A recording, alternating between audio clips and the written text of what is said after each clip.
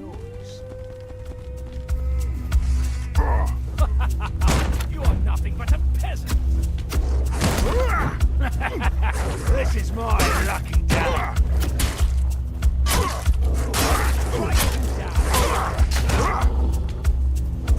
This is going to hurt.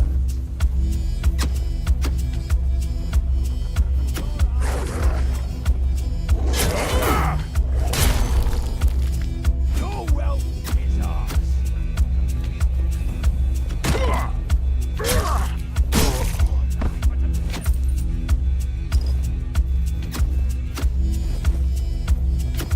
You'll fall to my sword.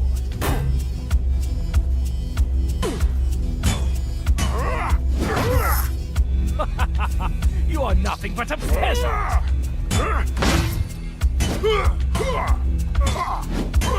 I see fear in your eyes.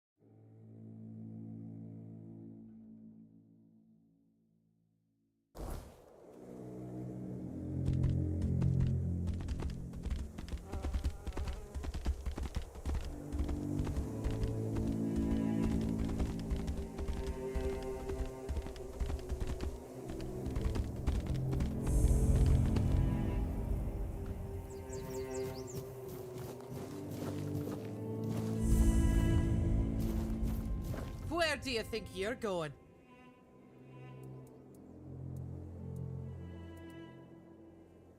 Oh, really? Lying to Dalrita? You've got guts, but no honor. Lucky for you, I'm always willing to give people a chance to earn it back.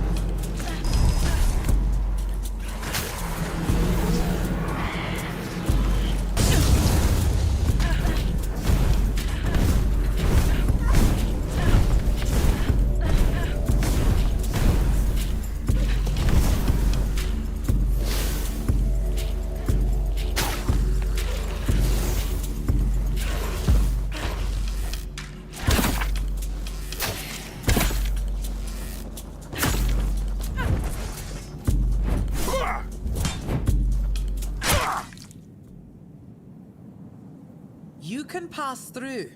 Just don't do anything stupid. Fran's berserkers have even less patience than I do. So, did you get what you needed from Vran, or are you sticking around? See you around, I guess.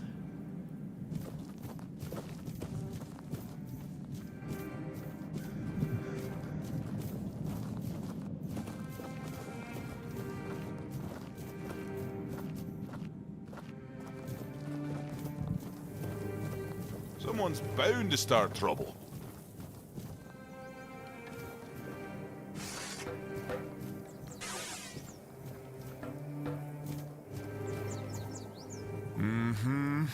Still doesn't tell me anything. First, he showed up here like a dimwit. Now you're walking around camp like it's nothing. I look into your eyes and I don't know whether you're made of steel or you're just a fool. But you are here. And Maven didn't chop you to pieces with her axe. The runes seem to favor you, even though you're an outsider. I guess that has to be enough, for now. It's still more than you should expect. If you need something, talk to Vran. She's in charge. The woman. Go. Bring glory to your ancestors. Therov will be waiting. Go.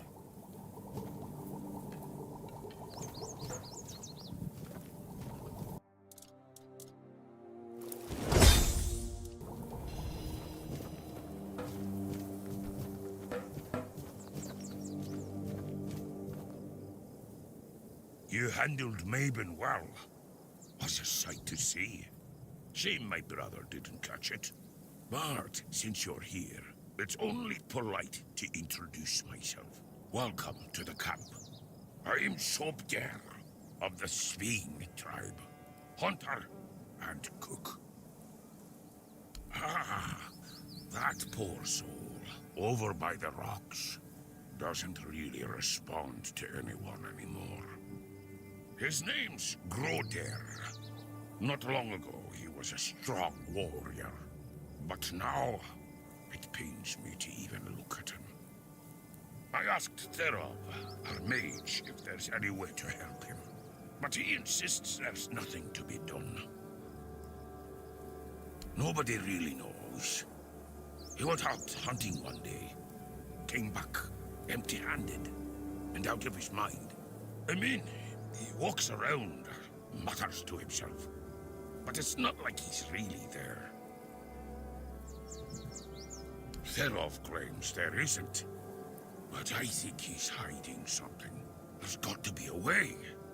I doubt Groder's the only one who's ever suffered like this. And if anyone would know about curing magic, it's the Hude. I don't know why Therov won't talk. Maybe he doesn't like us. But where are my manners? I shouldn't bother you with my personal problems. Therov can make sparkles. No one else in the camp can do that. I saw Therov's magic once. He used it to kill a man during a raid. Poof! There wasn't much left of him. Just a little bit of barbecued meat. Therov once talked about a whisper in the dark. He said he wanted to follow the voice and kill it. Sounds like it could be a decent fight.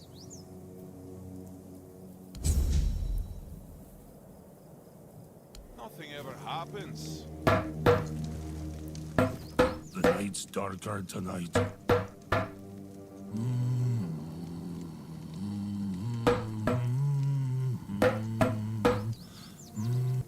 Soon, we'll all join Convalder.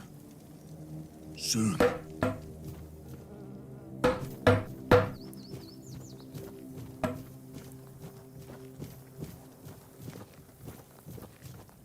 Oi, keep your hands where I can see them. You've got balls to come here, but one wrong move and you'll lose them.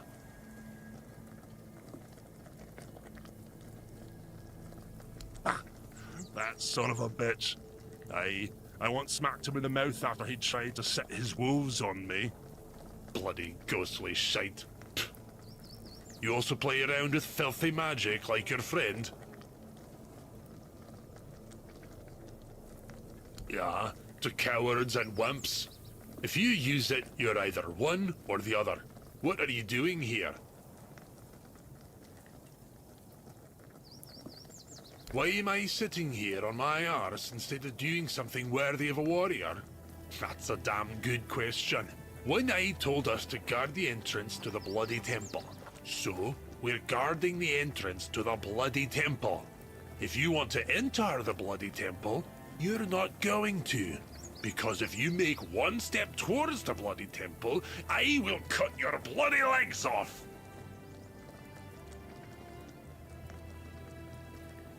You want to attack a bunch of armed Dalriata warriors? You know that's madness, right?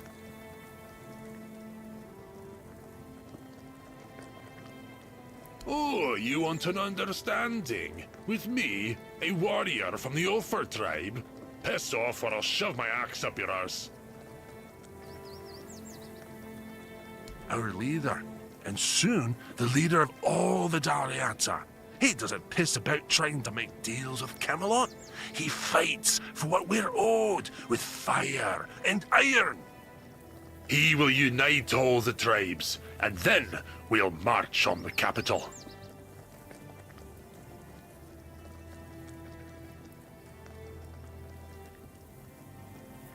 Right now, most of them have their heads stuck up their own arses. Even Ulfar, my own clan. It's sad to watch how they stay in their honor, but eventually they'll wake up. There's no other way. It'd be best if Darvhanar backed One Eye. Then most of the Dalriata would follow. The leader of the Stone Wardens. Do you know anything about the tribes? Mater, bless me, for I will sin. Yes, the Stone Wardens, masters of working with weird stone and weird steel. The toughest materials on the damn island. As you can guess, I'm one of them. Or at least, I was until I started following One Eye. You'll find Dalriata from all clans there, though most of them are Ulfrites, of course.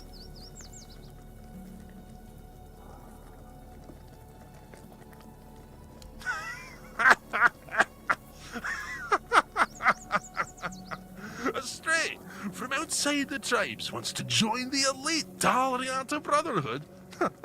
I'll be shitting diamonds before that happens.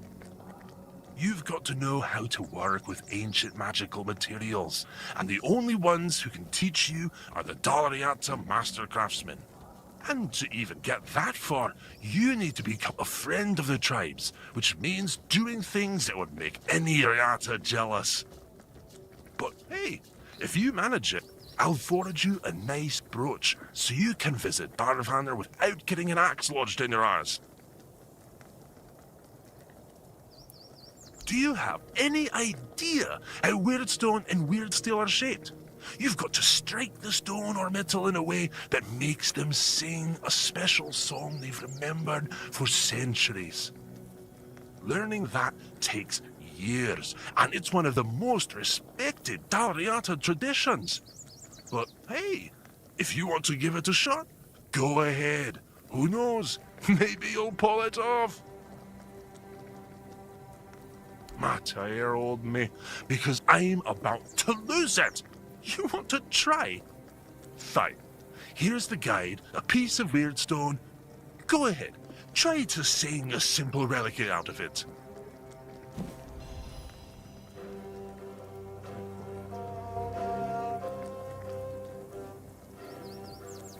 The Stone Wardens bring together master craftsmen who are respected by everyone. Well, except for a few Theud mongrels. If they back One Eye, convincing the rest would be a lot easier.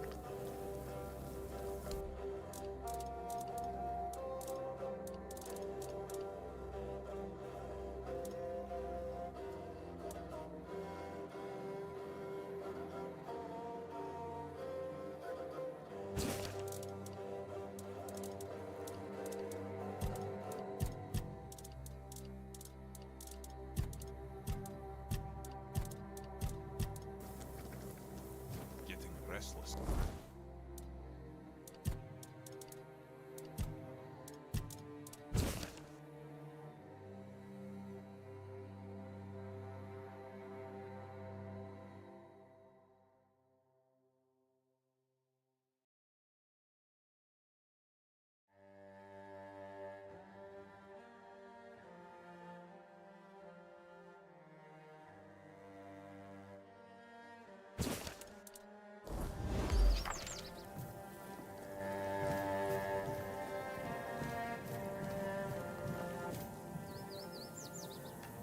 Grodair walks in another world. His body is here, but his mind is lost. To Dalriata, madness is the worst fate we can face. Thereof prefers not to imagine where Grodair's mind wanders. Thereof prefers not to look at the lost brother. Thereof pities them both. Thereof hails from the Theud tribe, while the brothers are Svein. Thereof prefers not to interfere in Svein matters, out of respect for their independence.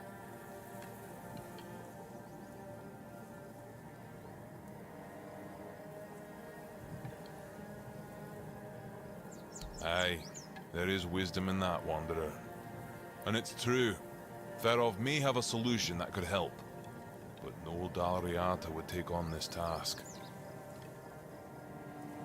All signs suggest that Grodair is slipping into madness, and though we are brave people, every man's madness is different. When you don't know what you're going to fight, you don't know how to fight. And if you don't know how to fight, you can't be sure you'll win. That's why no Dalriata can help Grodair. Sobdair would like to help, but he's a simple soul and doesn't understand the deadly danger he might face.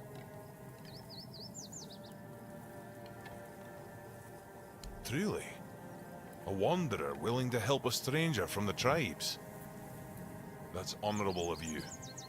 Ferov is willing to share his knowledge. Give this potion to Grodair and hold his hand. It should give you access to his soul. With a bit of luck, you'll find Grodair there himself. And maybe you'll be able to convince him to come back. Either way, Ferov offers you his highest respect. What you're attempting is brave indeed. Good luck, Wanderer. May Mayfair's grace guard your mind. What of it? The Dalriata are not like those in Camelot. We don't make women wear frocks and sit at home. Our women have names. And if they have names, it means they earned them like all other Dalriata. Vran was chosen by One Eye, and One Eye doesn't make mistakes. I don't need to tell you anything. Just wait and see for yourself. When the South is free from Arthur's dogs, as it should be.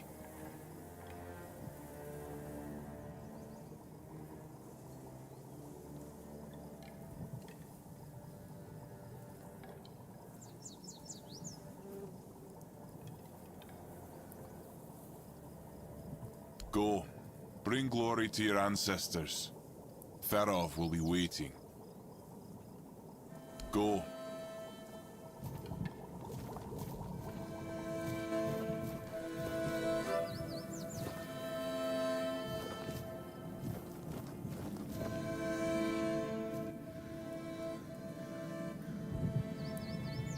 Aye, I do. It's home. Plus, it's too bloody warm here. The bugs are driving me mad. What's there to like? They only come to take. Our steel, our warriors. They never bring anything good in return. Felt like everything was falling apart back home. After Gunvalder was wiped out, nothing was the same. It felt like we were all just waiting for the other shoe to drop. Made me feel useless. And I hate feeling useless. Do I look like someone with a plan? I don't have one. Where they go, I follow. As long as I'm useful.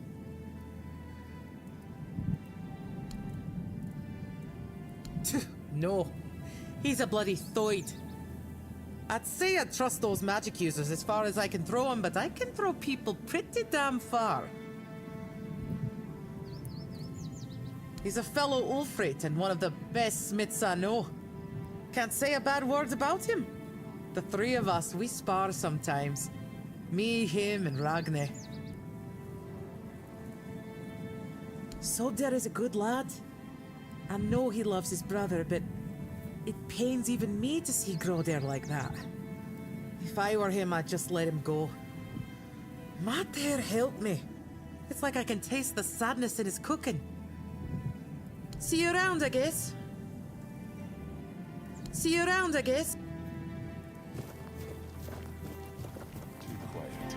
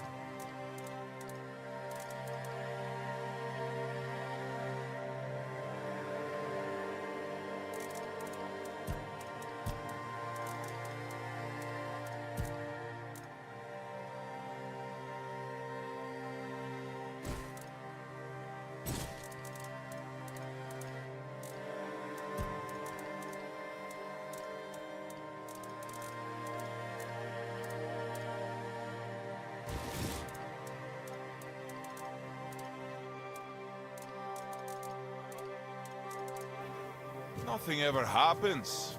You looking for trouble?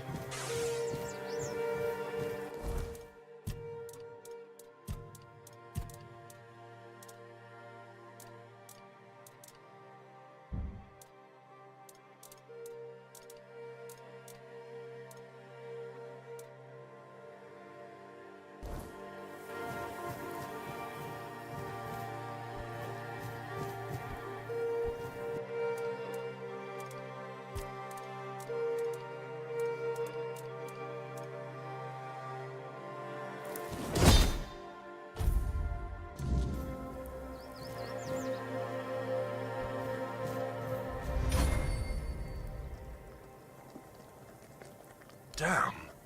How did you do that? Did someone teach you how to shape weird stone? Oh, or do you have four-dweller blood in you or something? I mean, sure, the craftsmanship is rough and there's a lot that could be improved, but damn. I've got to admit, I didn't expect you to pull it off. Didn't think it was possible without learning the Dalariata rituals. If you really want to join the Stone Wardens, I've got good news and bad news.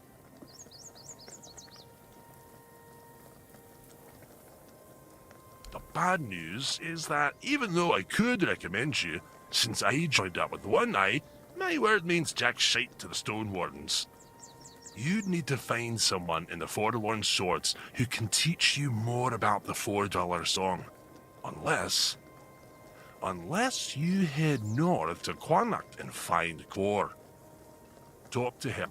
Mention my name. He should help you get in with the Stone Wardens and Rage Darvanner.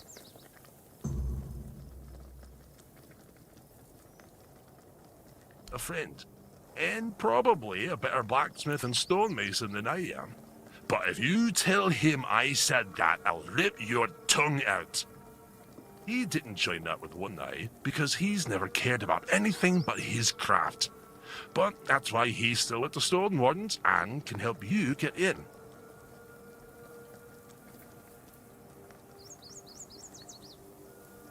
Not everyone in the tribes knows how, but yeah, most of the people who know the songs of the Four Dwellers are probably Dalariata.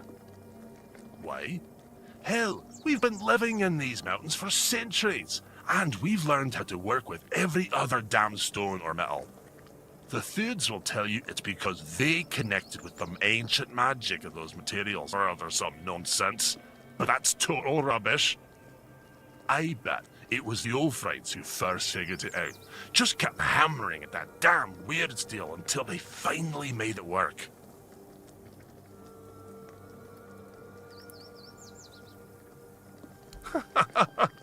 No, most of them would tell you to piss off and never talk to you again. So you'd better appreciate my damn kindness. It's odd that someone from the Volker is running the camp, since they're not exactly known for clear thinking. Most of them are lunatics who charge at the enemy with bare hands, if not bare asses. But she's got a good head on her shoulders, and she's way better than any Thud. Tension, you say? Nah, he just pisses me off. But that's true for every Thud, so he better not think he's special.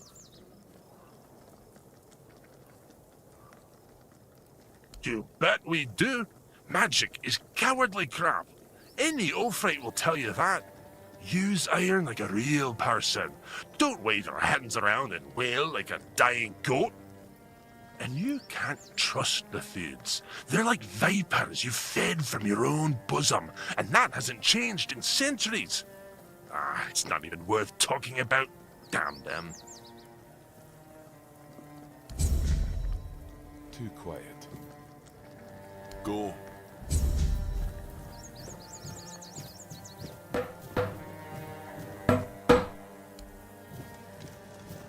Soon, we'll all join Convalder.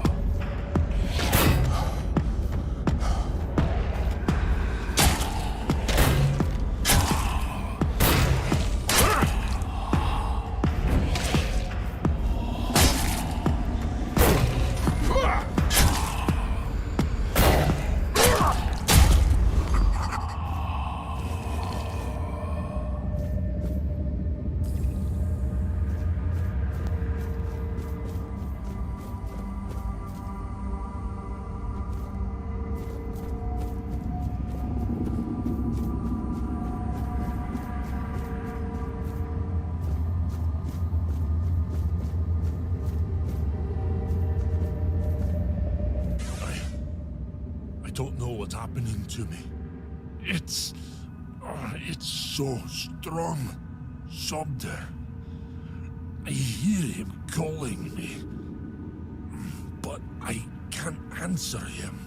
Help me, brother.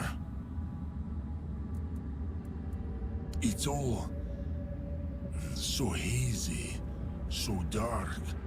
I was chasing a deer, but it ran too far, and night caught up with me.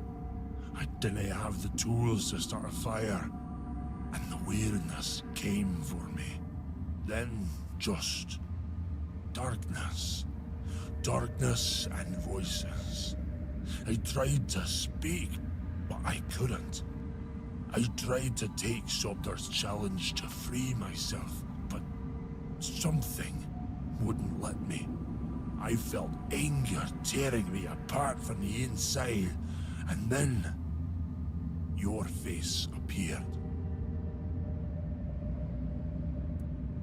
Thank you.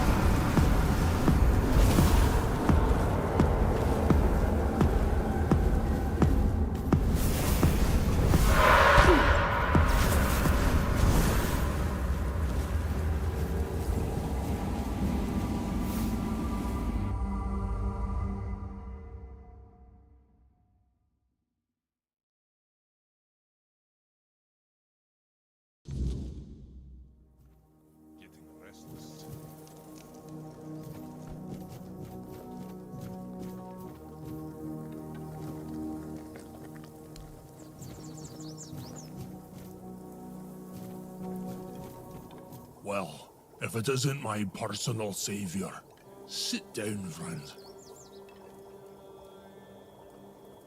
Better, that's for sure. Thanks to you, I can finally get back to normal. You don't know how much I missed sitting around the fire with my little brother, eating his legendary venison stew. Nothing better. A tear in the weirdness, I'm sure of it now. I spoke with Derov, described what I saw and felt, and he told me it was the weirdness.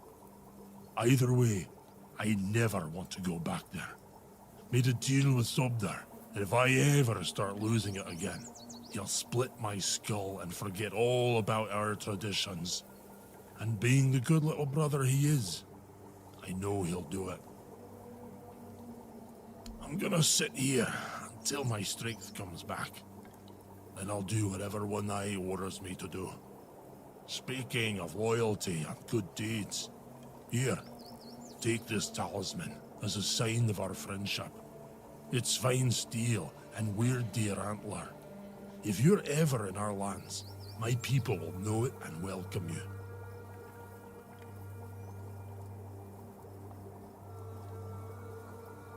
It does. Each of us makes our own talisman on the day we're given the name. So from today, you might as well call yourself Groder. May the weirdness never swallow you. I don't recommend it.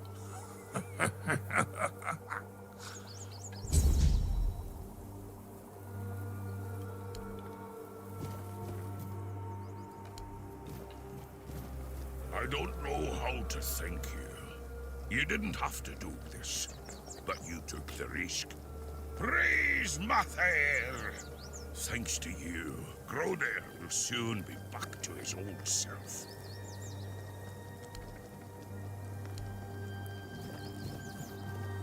The Wanderer saved Groder. Therov is proud. He'll be fine. He's back with us, safe. He'll recover soon. And if not, at least he'll be aware if someone challenges him to a duel. We'll give him a good death.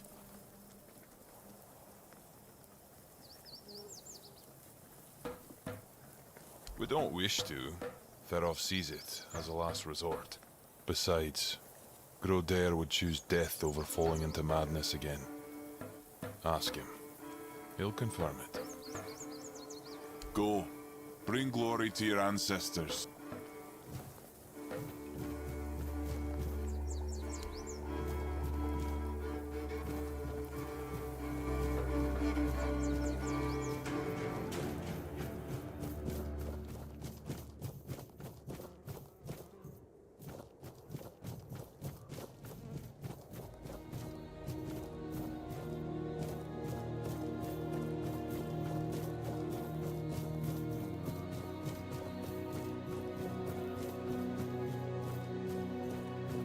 I wasn't made to wait.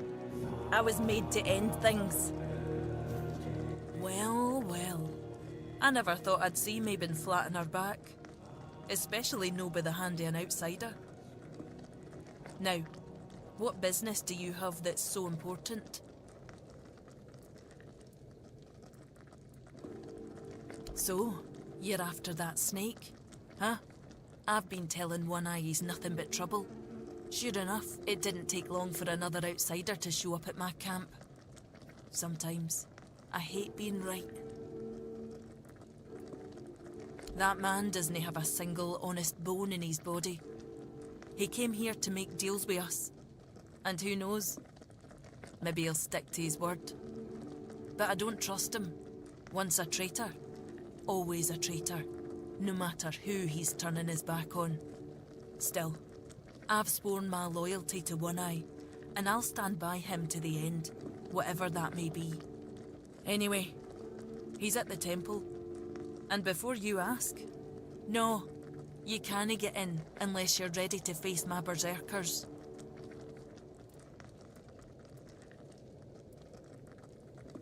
And why would I? This isn't Camelot's land anywhere. The temple belongs to the Del Rida now. As for this camp, it's mine. And I don't trust strangers wandering around our territory. They rarely bring anything good with them. I'm not sure yet. First, I need to see if you're really as determined as you claim. I'm not about to share our secrets with somebody that's only half committed. I've got a potion from Therov, made for my warriors. He claims his alchemy is better than what the Volker tribe has known for generations. The thing is, I don't fully trust his brews, so I need somebody else to test this one for me. It's supposed to enhance my warriors' abilities. In the long run, it could be useful, but my berserkers are already few and far between. I can't risk my men just to prove Therov's point.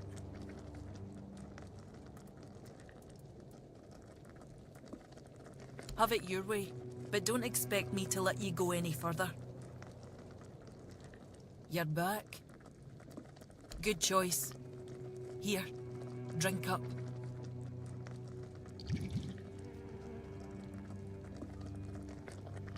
So, how are you feeling?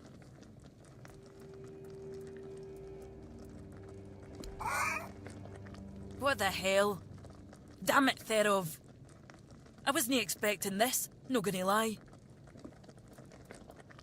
I don't know what you're trying to say. Just come sit by the fire with me. It should wear off soon. Feeling better now? Try saying something.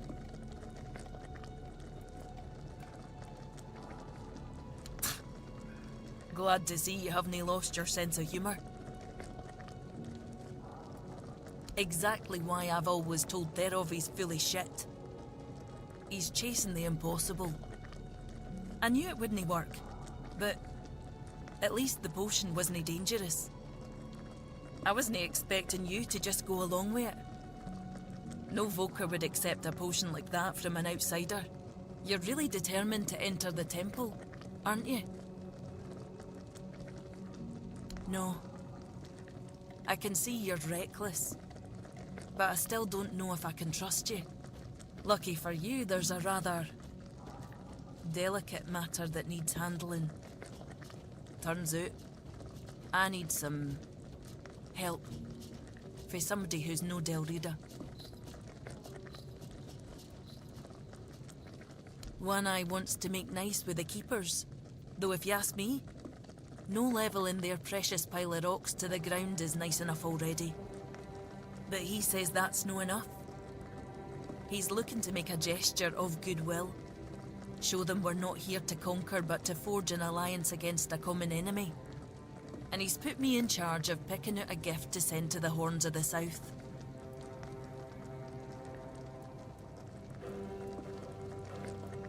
Camelot, of course. Who else is there? Acting like a damn plague in this island. Everything they touch turns to ash. It's a touch that rots and spreads, corroding everything from within. The land, the people, nothing is safe. The sooner they're gone, the better for everybody. I've got one. I sent some of my men to hunt down bandits and told them to collect an ear from each one they killed. I thought of Ugwi make them into a necklace, but apparently, stringing ears on a wire is beneath his pride as an Ulfrite smith. Think you could help me put it together and deliver it to the Horns of the South?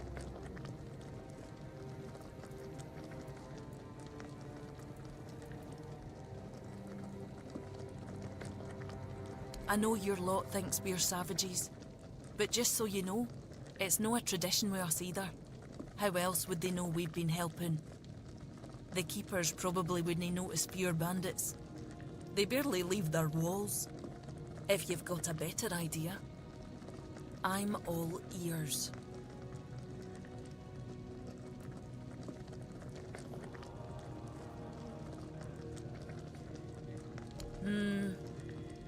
I could have Ugwi forge an axe, but he doesn't see much difference between the Southerners and the Camlotians. No that I blame him. I can't either. I just take One Eye's word that it exists. But I don't trust Ugwi not to somehow make it insulting. As for my people, the Volker stripped themselves of any meaning a long time ago. The only thing we have left is the Berserker potion. But that's too precious to just hand over.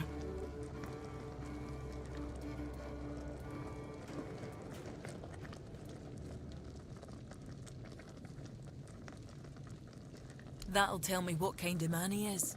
If he thinks we're so dishonourable, I don't see a peaceful coexistence in our future. Maybe that vial would be worth the risk.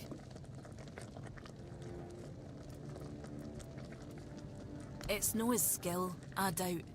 It's his commitment. Though maybe I'm wrong. We're all supposed to be united under One Eye's banner, aren't we? Fine. Why don't you talk to Ugwi? Tell him what needs to be done. You know better than I do what gift the keepers will appreciate most. Mother help me. I just hope I'm no making a mistake. Get on with it before I change my mind. Stop pestering me and do what I asked you to do. Mother help.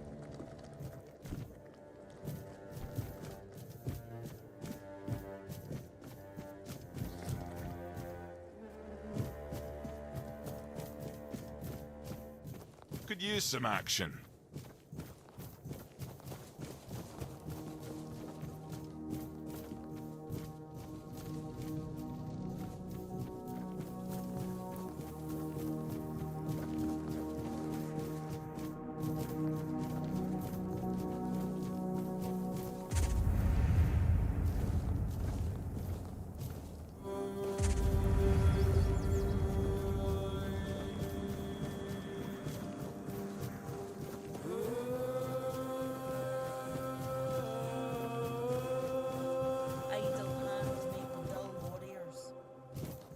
Someone's bound to start trouble. Go.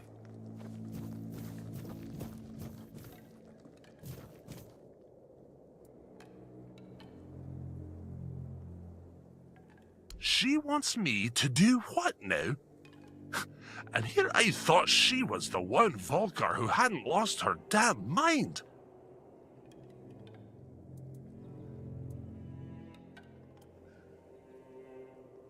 Yeah, well, I will when she stops talking out of her arse. Fine, but I don't have the time or the materials right now. Here, take these instructions and forge the damn axe yourself. When it's done, bring it to me.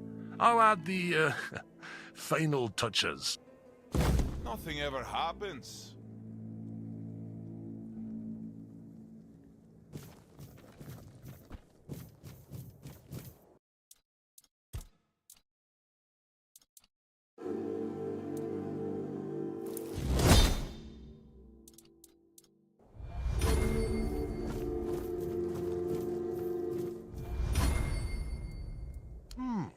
Not too shabby. Almost ashamed to give it away. Just wait here a moment. Ah, now it's ready. A fitting gift for the keepers of the South. And stop eyeing me like that. I gave my word. I'm not about to tarnish my tribe's name with poor craftsmanship. Now, scram. Could use some action.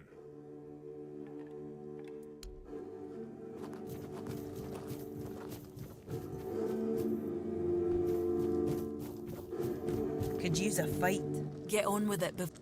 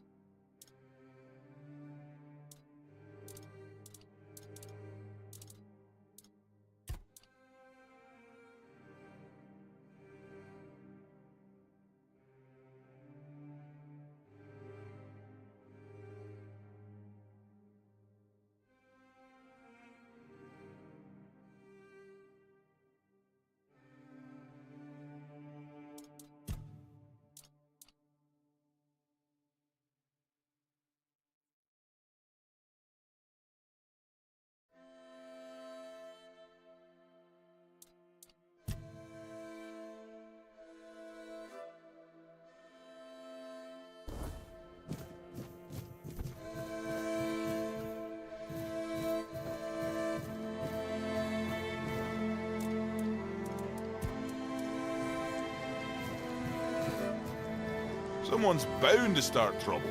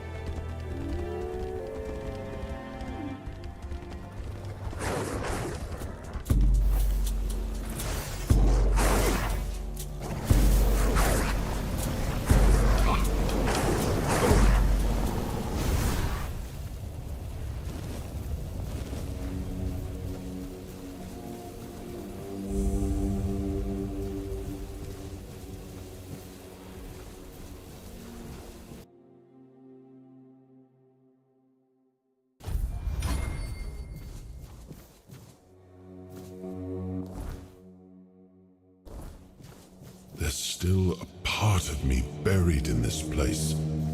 I can feel it stirring. We must find it before we move on.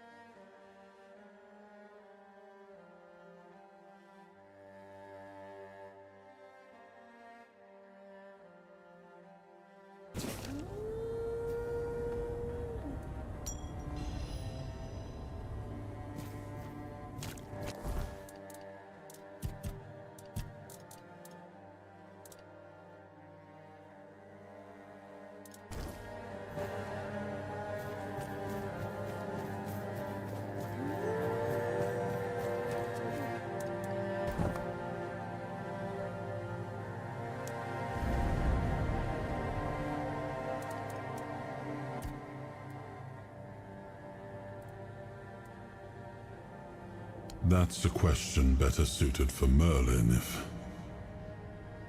if he was still around. I always thought it was where his druids got drunk and danced naked in the moonlight. He was terribly offended when I said that. Gave me an entire lecture about the delicate balance of life and death, how they are intertwined within nature. That, he claimed, was what the Cromlechs were meant to be. The heart of their power. A place where it could be harnessed and cultivated. Still, he never invited me to any of their celebrations. He always did hate when I was right. I heard rumors. The Delrita chieftains spoke among themselves of the stone wardens they brought from the homelands. Yet when I asked, they had little to say. It seems their brotherhood has found a way to bend the weirdness to their will. That is good, I suppose. If you have the chance to learn from them, do so. We need every advantage to restore peace to Avalon.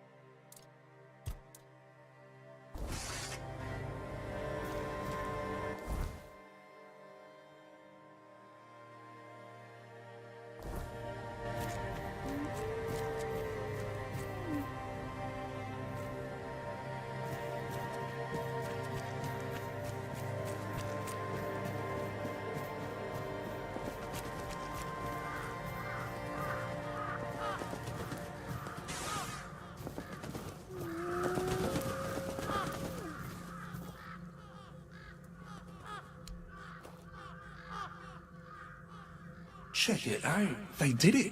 Somebody did it. Impossible. See, someone's here. Damned morons. Nobody could be stupid enough to actually fall for this. And yet... Hey, you there.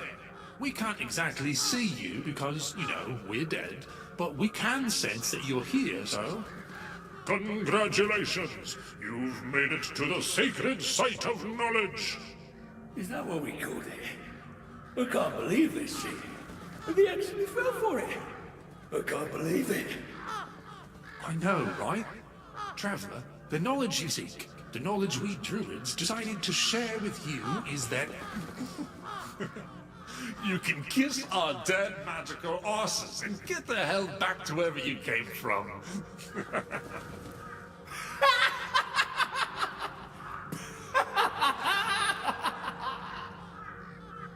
Now scram.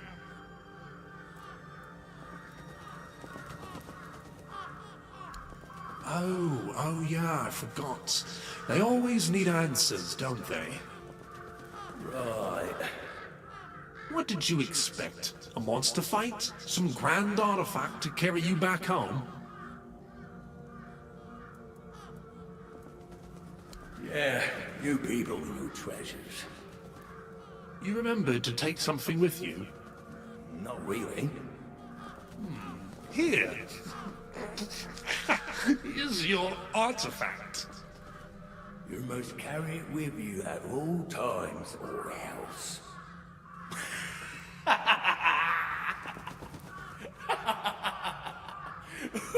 can't. I just can't. Yeah. Now scrap.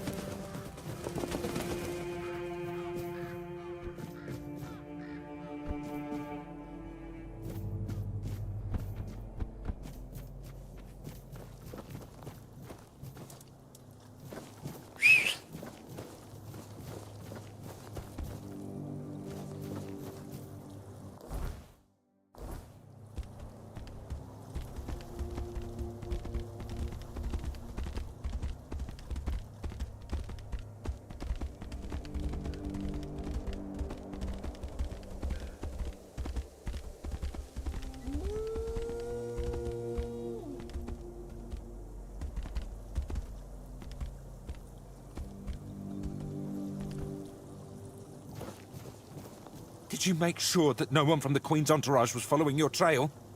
Beware her spokespeople. And if you're acting on her behalf, be gone and perish! The first time I saw her was years ago, when night fell over Brockmiala, and the gatherers had already fallen into a peaceful slumber. Then, the first sign appeared, a harbinger of what was to come. The mist, thicker than ever before. Wilfred was the first to notice it, as he still tended to the beehives. Finally, from the milky shroud suspended between the earth and the sky, an unexpected procession emerged, led by the Queen of Queens. Oh. We were lucky to be wearing our attire. Along with the mist came stinging troubles. The Queen issued a decree, and that meant trouble. That's right.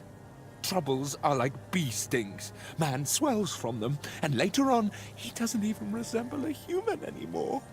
The most important thing is that both Brock and Brockmiala were protected. Yes, that's the most important thing.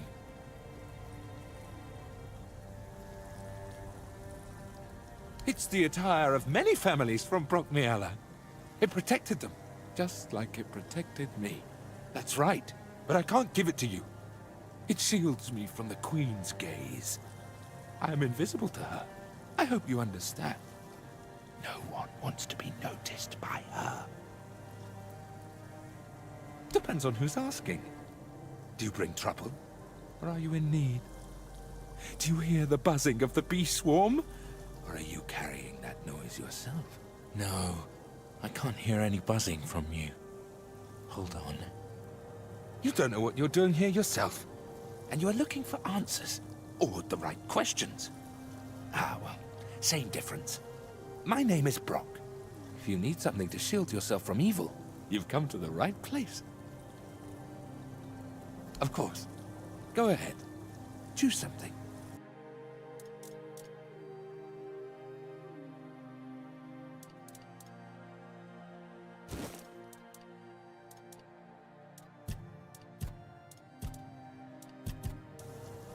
I hope your protective beads won't get much use. Travel safely.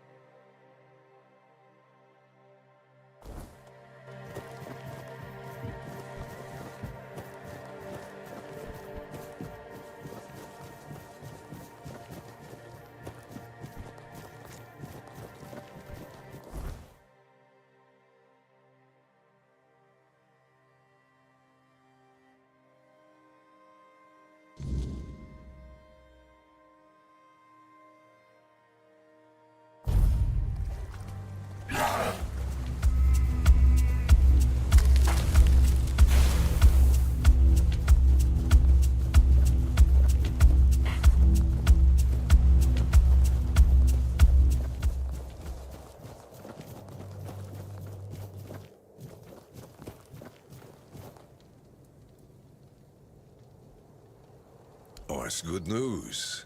When the keepers are allowed to leave the walls again, I have to organize a small party to stock up. And what about the traveler I mentioned? Was he... Yeah, just as I thought. Well, may he finally rest in peace. Thank you. Huh. I hadn't thought about a reward for you. But I do have some information that's worth more than anything else I could give. A few nights ago, I spotted a weird ear near the old ruined Brock. I had it in my sights, arrow notched and ready, when a wolf attacked me. By the time I dealt with that, the weird ear had vanished. It's yours, if you can catch it. I do, but the wolf tore a chunk out of my leg, and the wound's still healing. I'd rather not risk another nocturnal hunt while I'm not at full strength. Weird ears are skittish creatures. By the time I'm back on my feet, they'd probably be long gone. Weird ears are rare and valuable, not just in gold. Their hide is incredibly tough and has natural magical properties. That's not all. Their antlers make perfect handles for knives, and you can even craft arrowheads from their bones. Nothing goes to waste. Well, except the meat. I'm not saying you couldn't make a stew out of it, but you wouldn't want to start growing antlers yourself, would you? You're welcome, and good hunting.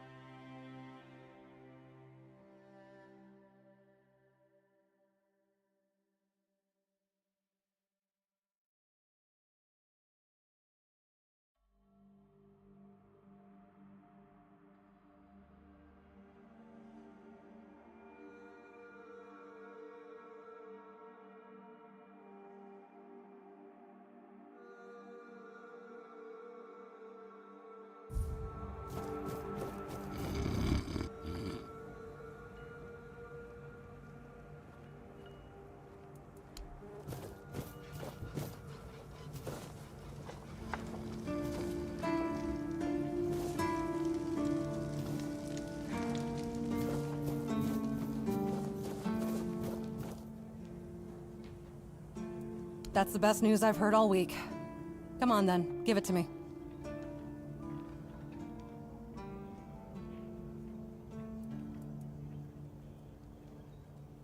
Not really. We were never friends, just reluctant business partners. Her problems are hers alone, just like mine are mine. As long as they don't affect our mutual interests. Besides, it's a dangerous business. I know you can't always avoid the risks.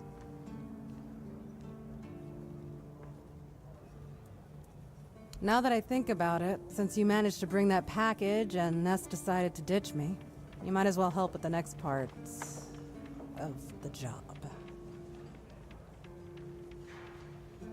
My client, you know who, wants the package delivered to a specific place.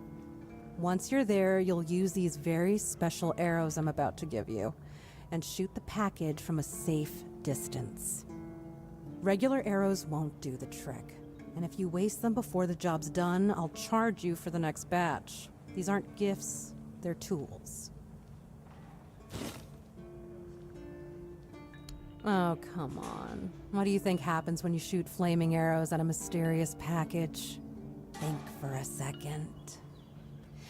Anyway, whatever opens up in front of you, check it out, and then tell me all about it.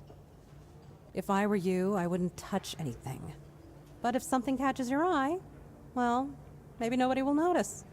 Just make sure to open the passage. Am I some kind of seer? I have no idea. The captain's my client, not my friend. But if the rumors about him cozying up to the Dalriada tribes are true, you might stumble upon something related to them. Maybe some long-lost artifacts. I haven't got a clue. Personally, I think the captain's just trying to suck up to them. That would be very much like him. What does he care? He pays me to get the job done. How I get it done and whose hands do the work, that's my business.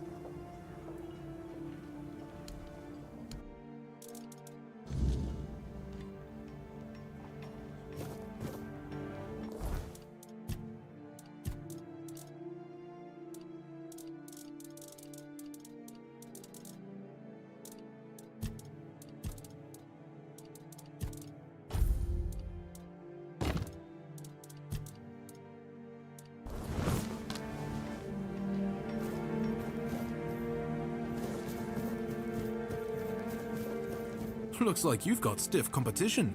Some old codger brought in the head of Bold Kite. Freshly severed from what I've seen. I hadn't even posted a bounty yet, but I gave him the reward anyway. Gotta keep that kind of spirit alive. Please, state your business.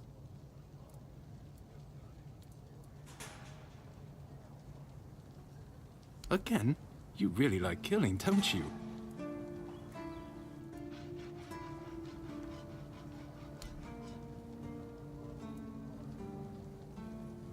You managed to kill Rusty Ardgol? Well, well. A few months back, he supposedly took out a high-ranking Red Priest. So the big shots of Camelot were eager to see him dead. But it was you who finally pulled it off. And from what I hear, he was a tough bastard, surrounded by a gang of killers. Congratulations, and here's your reward. Sinan the Giant, he used to rob travelers on the road. And if he wasn't satisfied with what they had, he'd crack their heads open. Now his hefty body is lying in pieces in a puddle of blood somewhere. Oh, sorry. No time for daydreaming, right? Here's your money. I see that Silent Cilia has finally been shut up for good. She earned that moniker because she liked to silence travelers by slitting their throats. Well, I hope she met the same fate. I wonder what it sounds like when a blade pierces the trachea. Anyway, the reward is yours. Go, the hunter waits. Do you keep bandits' fingers as trophies? I would. I can't believe you actually did it. A blade buried in that giant body. I can only imagine what a sight that was. Here, take your reward. And please accept Camelot's official gratitude. You've truly done a great service for the capital. Do you keep bandits' fingers as trophies? Go chop off some heads.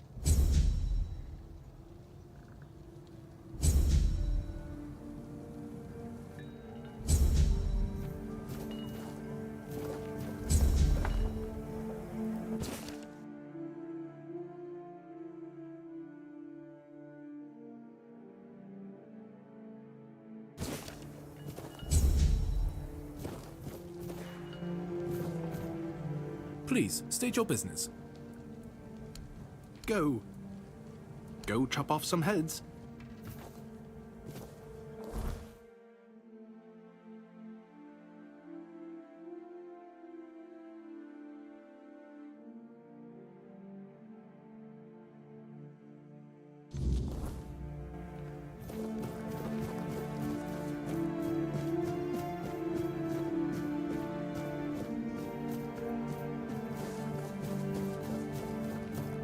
Blessings may come.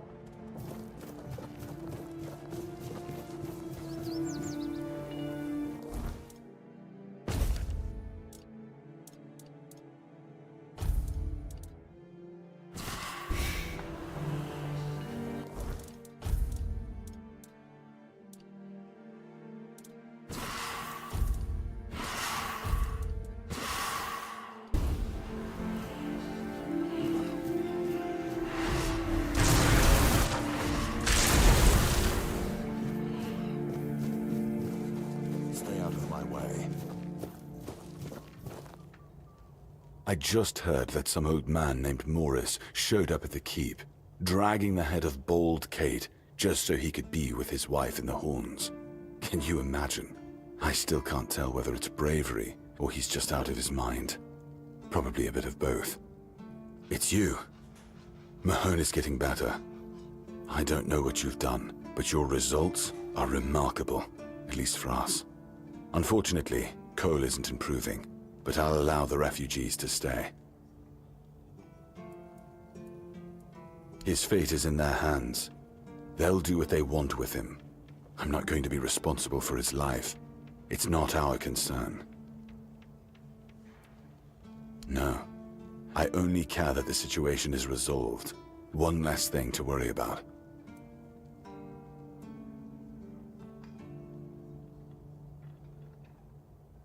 An axe? And you're sure they haven't just declared war on their behalf? It looks solid enough. Good craftsmanship, I'll give them that. And what's this? An inscription? Do you know what it says? Huh. I wasn't aware they even understood that concept. I'll accept it, but cautiously. It seems like a nice gesture, but I just can't bring myself to fully trust it.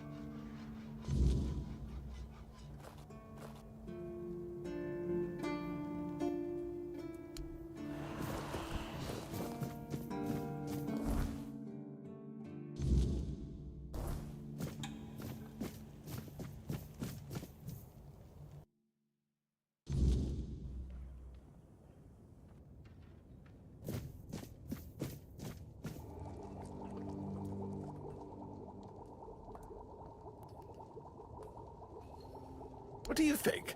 Do I look like a mystic to you? A shaman? A village witch? I don't think so. Otherwise, I'd have a lot more to worry about. If you're looking for answers about things like this, you should consult the literature on the subject. Though, I can't say I'd recommend it.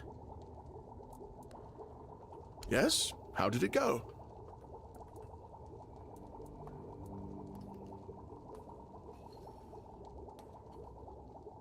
Bastards.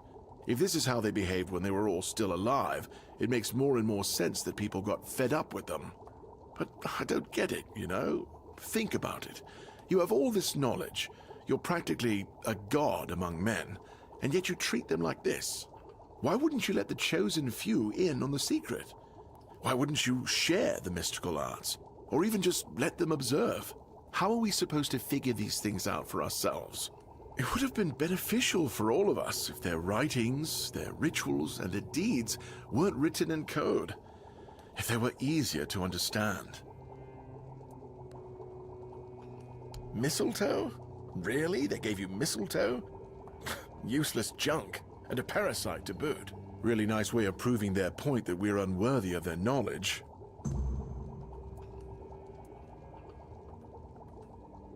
What? Changed? Changed how? Is it bad?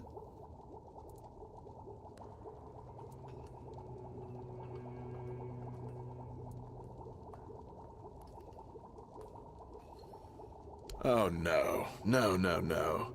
This is not good. Shit. We already have the undead, the weirdness, and the Del Rita to worry about. We don't need yet another problem on our hands. Besides, it's a known druidic site. What if news of something happening there reaches the Red Priests? They are ruthless in pursuing any remaining druids.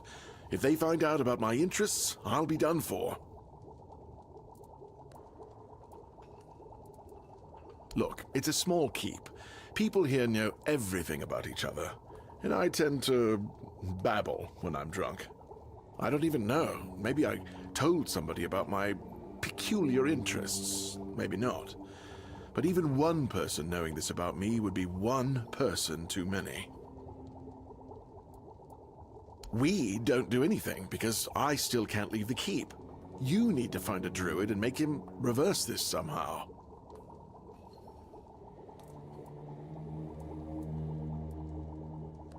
You do? Oh, that's a relief. I won't ask any details. In these circumstances, the less I know, the better. Just tell them they have my gratitude. Please let me know when it's done.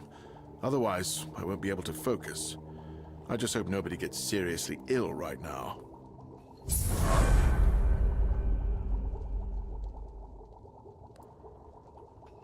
The mistletoe! Oh, how could I have been so blind this whole time? It's obvious, don't you see? They weren't laughing at me, do you see? They were telling me to embrace the part that I play in the world. The part that we all play in the world. Listen, mistletoe was their sacred plant, right? We know it's a parasite, and in extreme situations, can even kill the tree on which it grows. Why would you worship a parasite? I finally got it. They realized that if everything goes well, it has minimal effect on the tree. Sometimes it's even able to give something back. Even better, it's evergreen, so birds can feed off it in winter. And even though it's poisonous to humans, druids were able to make medicine out of its fruits. Do you see? It's so obvious that it's no wonder the answer eluded us all. It's not about the mystical arts, the scrolls, or the rituals. That's all smoke and mirrors. It's about observing nature and drawing the right conclusions. Mistletoe feeds off the tree, but it doesn't just take. It gives back, just like we all do. We always take from something. The trick is to give back more than we take. That's meant to be our role in the world. It really isn't, though. I've been obsessed with their power and their rituals. I thought there was some forbidden knowledge that could make me more. But it turned out it's not about gathering knowledge and power just for the sake of it.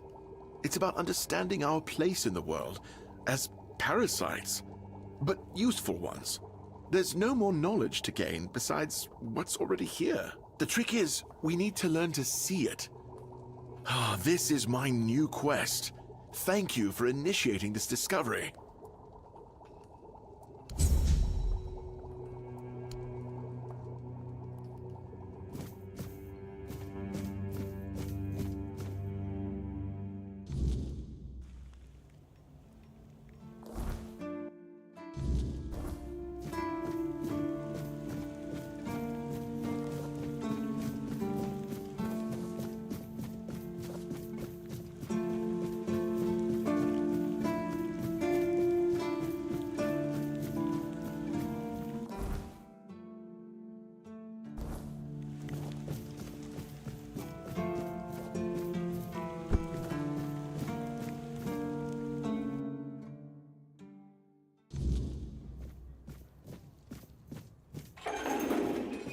It's you. Some folks told me you've become quite interested in solving this matter. Well, I don't know why, since we're strangers, but thank you. Here. I hope it serves you well in your travels. Now, forgive me. I feel better, but I still need rest.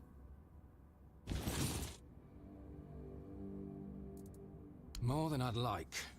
It creeps in, slow at first, then all at once.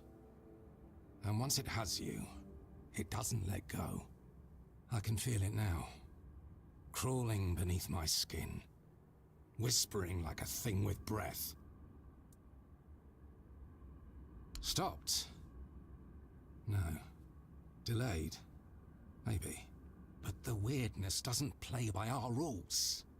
It doesn't care about walls or swords or prayers. It moves. It shifts. And it takes. Once, I saw a man walk straight into it. Some bandit, most likely. No hesitation. He was smiling, I swear it. By the time we pulled him out, his face was wrong. Like something else had decided to wear it instead. We had no choice but to kill him on the spot. Forgive me.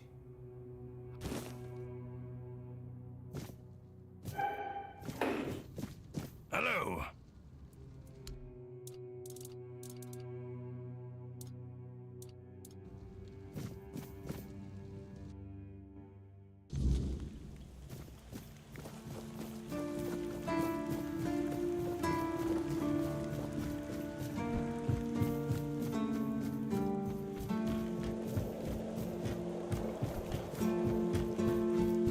Just keep your head down.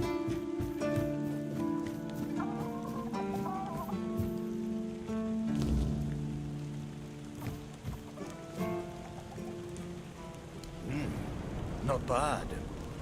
Listen, how about we grow something bigger? Size-wise, how else? Good. Now pay attention, because I won't say this twice. You're going to get us some pumpkin seeds. I don't know. Find a farm. Ask some farmers. Do you need everything spelled out for you?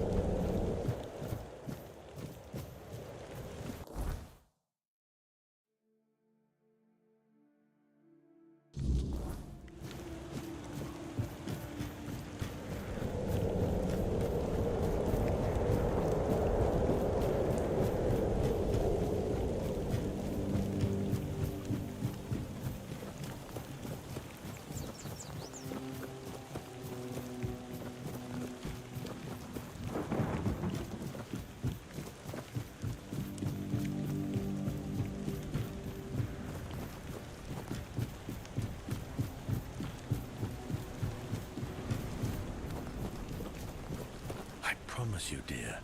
Cat is dead. We're safe here now. And they just let you in with that brand? No trouble at all? No, none at all.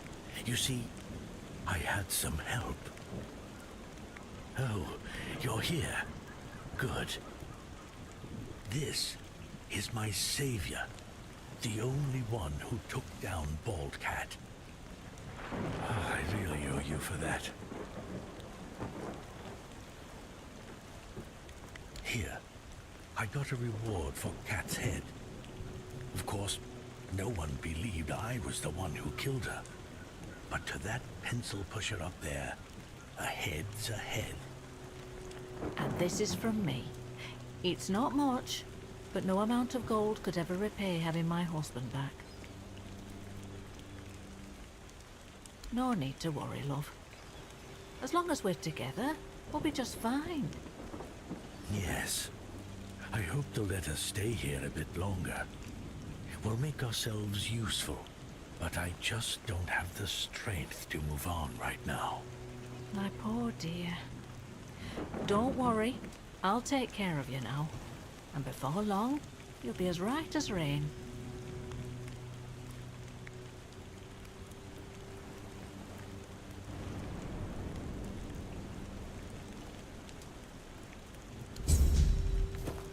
Be careful out there, love.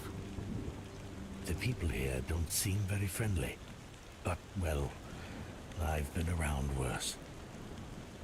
I don't think I'll ever get rid of the nightmares from Cat's Camp.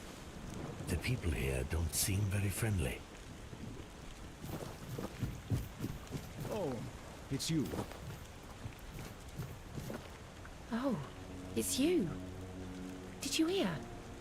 The keeper was cured. Cole wasn't so lucky.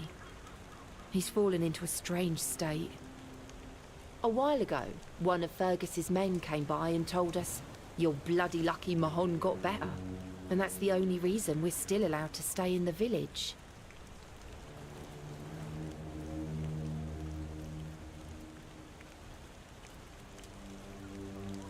He just sits there, staring.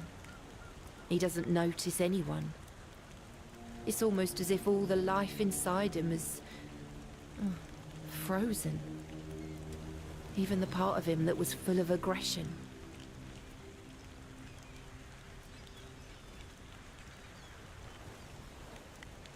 I had a feeling something might change with your involvement. I knew you'd find something. I wish I could tell you more. I wish I could thank you. But right now, I just don't have the strength. You tried, and that means a lot. But it's hard, and I don't think I can properly show my gratitude. I'm sorry. I've been wondering why I should stay. But then I realised that Cole is still here. He's not himself, but his body is still here. His face. I can't leave him alone.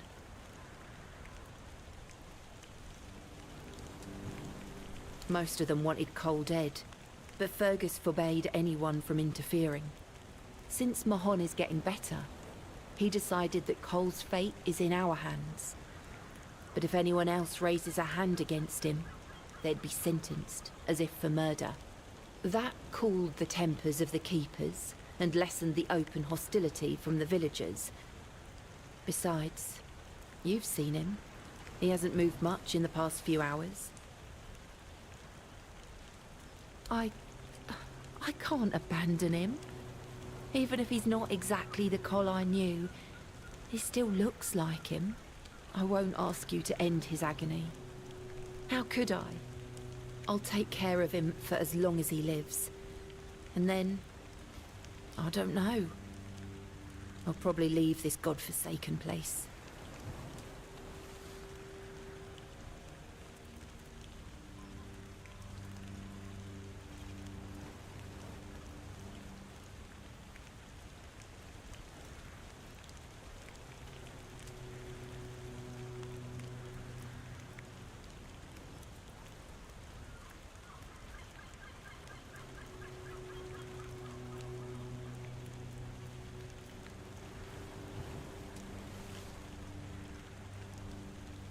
What?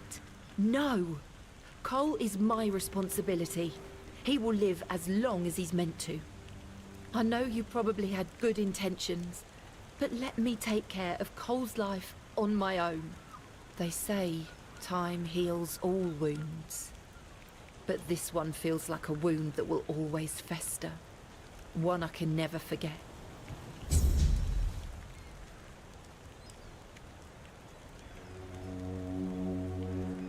I'm sorry. I'm too tired to talk. Cole. I need to take care of Cole.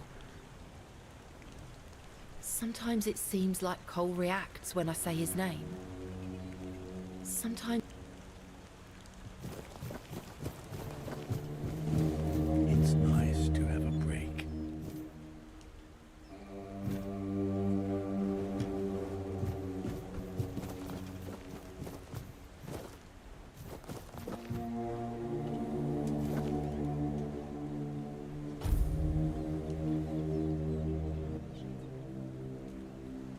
Ugh, what a mess. I feel bad for Patrice.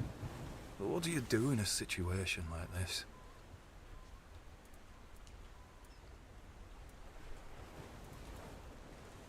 Aye, there was a dream. Strangest bloody thing out of all the strange shite I've seen. When we woke up, we realised that every one of us had a weird night. I was out in the wild. I had this feeling like something was chasing me. But it was Cole who really had it rough. Poor sod was moping around afterwards like he'd been hit by a sack of bricks.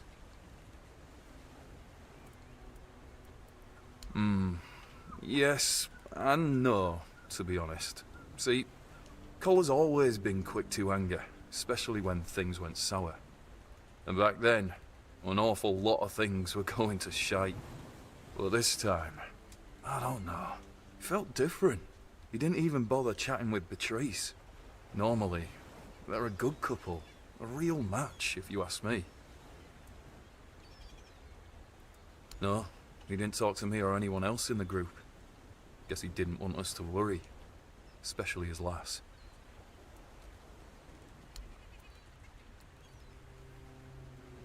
Right. I admitted to them that I'd fallen asleep. My eyelids felt like they weighed a ton, and before I knew it, I was out. Maybe it's stupid, but I had this strange feeling, like something was inviting me into that dream of me. Don't ask me why.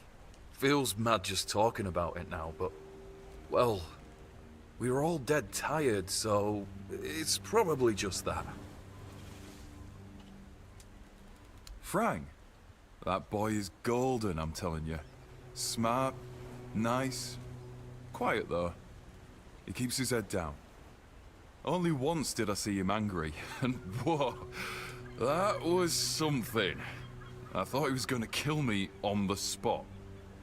That was back on the road, right after we met. We came here later. He sure did. I nicked Dugald's roast squirrel. It was the last one. Supposed to be his. But I forgot. I felt really bad about it. Normally, Dugald would tear me a new one. You know how it is. Miller's blood runs hot. But when Frank lunged at me, Dugald was speechless, completely shocked. Cole had to calm Frank down. Cole was a great guy. Frank, a thief? Nah, not a chance. He's got principles. Frank's not just your regular Avalonian kid. He acts differently, like he's not from here. If they were to hang him, I'd take his place. Well, no I wouldn't. But you know what I mean. Frank's a good one. Truly.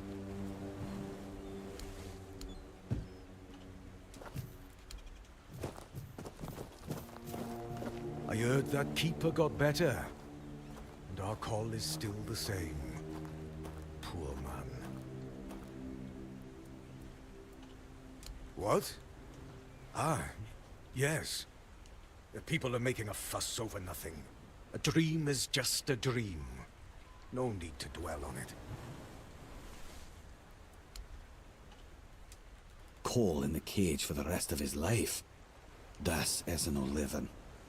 It would have been better to just end it. Frank doesn't know dream. Frank calls them visions. And yes, Frank had one not long ago. Alone, surrounded by wolves. They were no aggressive, so Frank felt no fear. It was they who feared Frang. Then, I caught the scent of blood and followed it. But I didn't reach the end. The vision stopped. Now, Frang waits for the next one, to see what's ahead.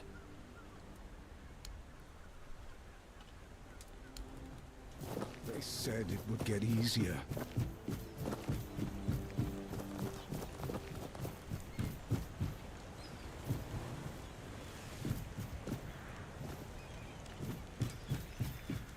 I like it when things are quiet. Oh. Sometimes...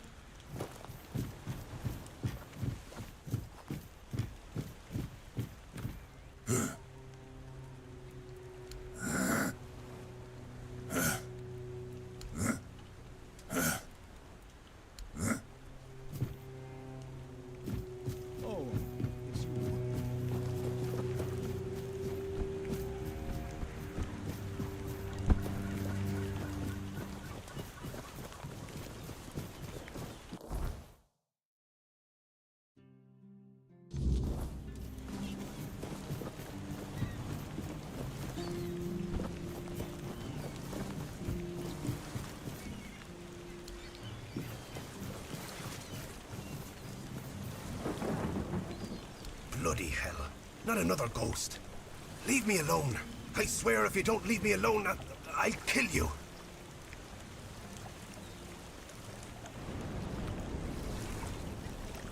Take this away from me. Don't you know this kind of thing tends to bring bad luck? I don't want to see him again. I went there one evening. Gods only know why. I could feel something odd. Like I had Kendall thrashing around in my head already, calling to me. I've never been a godly man, you know. One time I visited a shrine, and look what that got me. A ghost hovering over my head. I dug around a bit looking for Kendall's remains, and then I heard howling, got scared and ran away. At first, I thought it was a wild animal, or some weird beast. Thinking about it now, I guessed it must have been Kendall. He was letting me know he was coming. Damn him.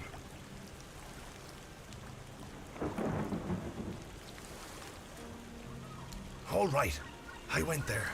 And Kendall didn't say a thing about a burial at sea. All he said was that he won't know peace until he takes me with him to the underworld. I may be old, but I don't want to go there yet. The idea terrifies me. Now I see what he's up to. He's using you to remind me of his threat.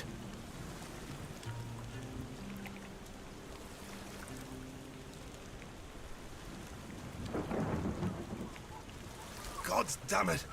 We set our friend up. Don't you understand? We traded his life for ours. Tagden told the bandits to take Kendall because he was the commander. Told them he would be a good hostage. And if they let us go, he would tell the captain what had happened. And they just laughed, but... I was still hoping they'd listen to Tagden.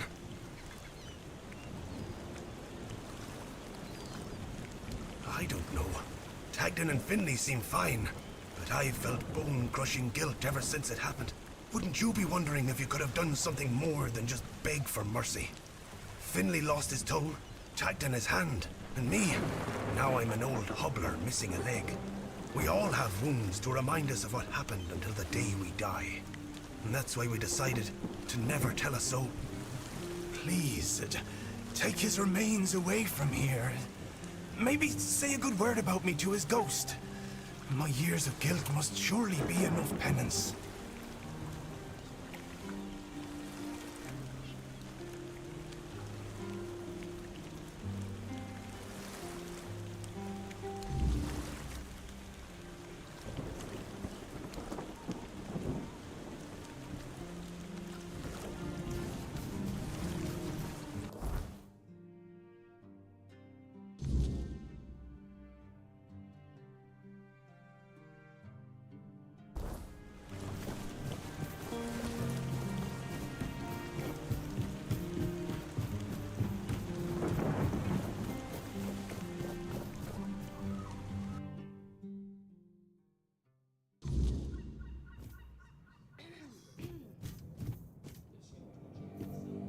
There you are! Look, darling, it's the lovely mercenary I hired to clear out that seaside estate I told you about. You did what? Well, you told me to deal with it, so I did. You didn't expect me to just sit on my hands while surrounded by unwashed fishermen, did you? Look, I'm sorry about my wife. Whatever she told you to do, forget about it. I'll pay you for your trouble. Trust me, I can imagine. Unfortunately, she often gets lost in her enthusiasm. We weren't, at least I wasn't planning on staying here any longer than necessary. We have no need for an estate. Well, that's your opinion. One I simply do not share. You have? Oh, that's wonderful. I can start planning the welcoming banquet. I'm thinking sea foam made of spun silver, dancers dressed as alluring sea creatures. And who are you going to invite, The crabs? None of your friends from Camelot are going to come all this way just to have dinner, are they? Dear gods, Duncan. You're so plebeian. Of course they will come. Besides, there must be some important people here. Weren't you just talking with them? You can invite them too. Good luck with that. Are you sure that place is safe now?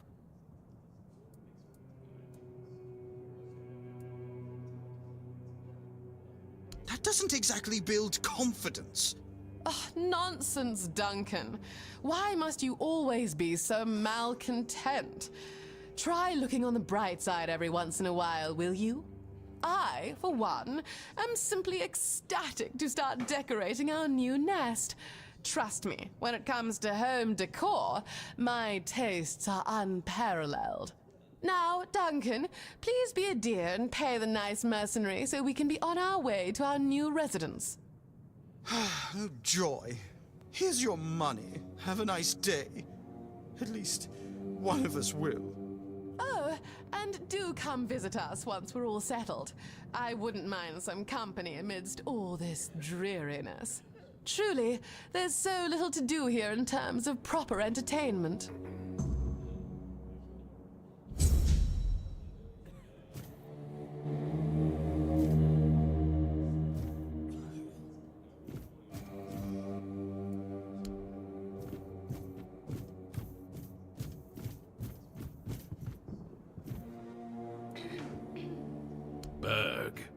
Berg told you about Kindle. Why the hell did he do that?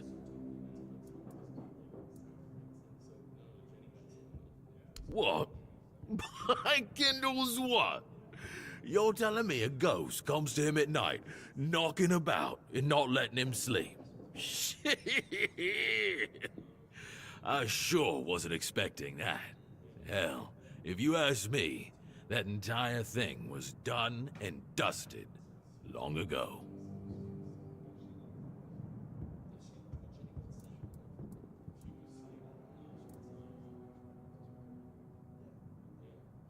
Shit happened. That's all. Kendall got promoted to Lance Corporal. He was strutting about like a fancy lady in a new petticoat. One day, he said, "We've got a job to do. All four of us." We were ambushed. Berg cracked. Same with Finley. Me, I had to act. That's it. That's the story. Listen, kid. You better stop talking out of your ass. You weren't there. And I was. And Berg Finley too. I saved our lives.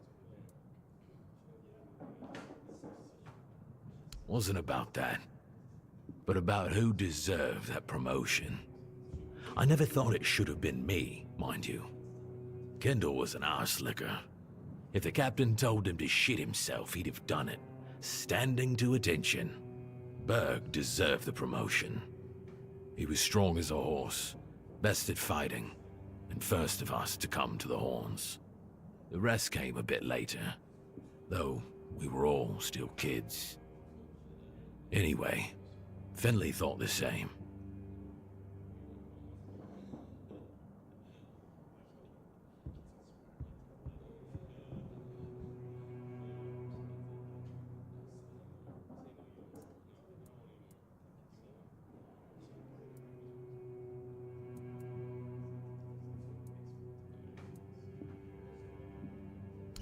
The same?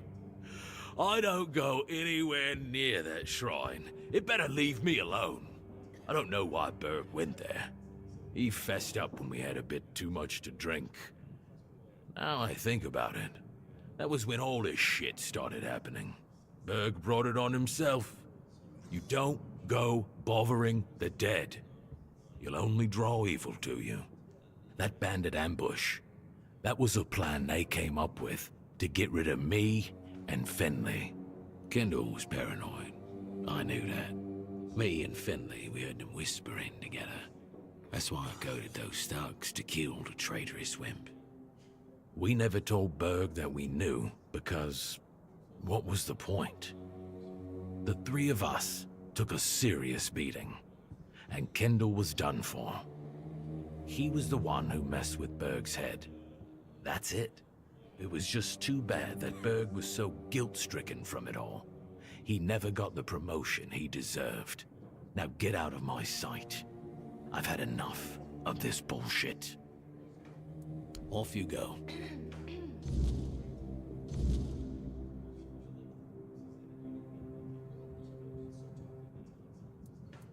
Get moving, then.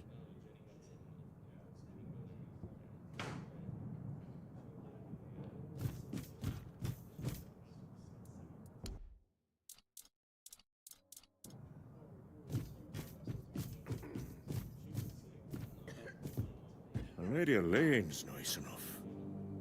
But an old keeper like me doesn't stand a chance with her.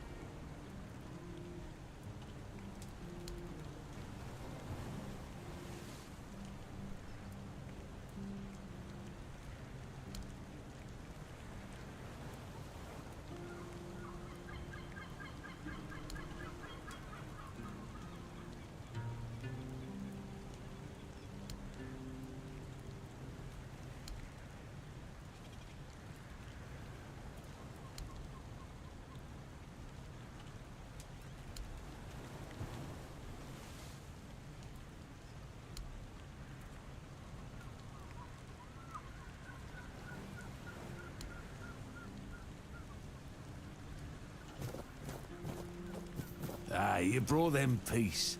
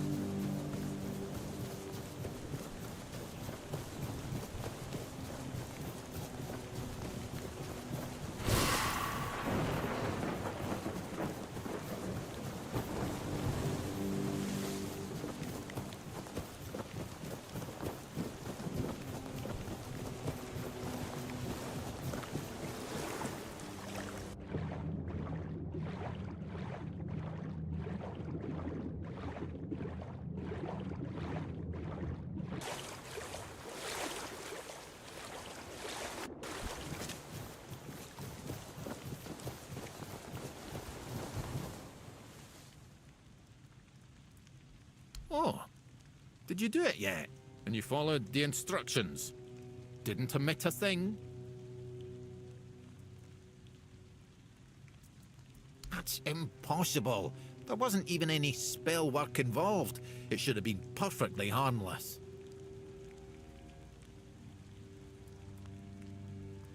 God's damned southern druids. I dread to think what they were doing in that place. Don't worry, it's probably nothing a good cleansing can't fix. That seems like your problem. If I help you, what's in it for me? I guess I could, but what's in it for me?